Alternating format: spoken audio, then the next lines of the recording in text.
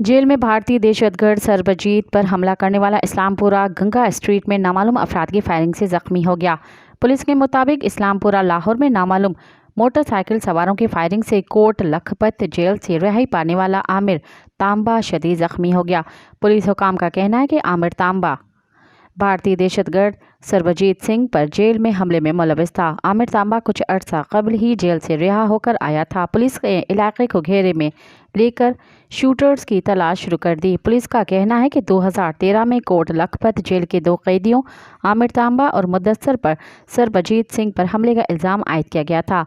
भारतीय जासूस सरबजीत सिंह जख्मों की ताब न लाते हुए अस्पताल में दम तोड़ गया था।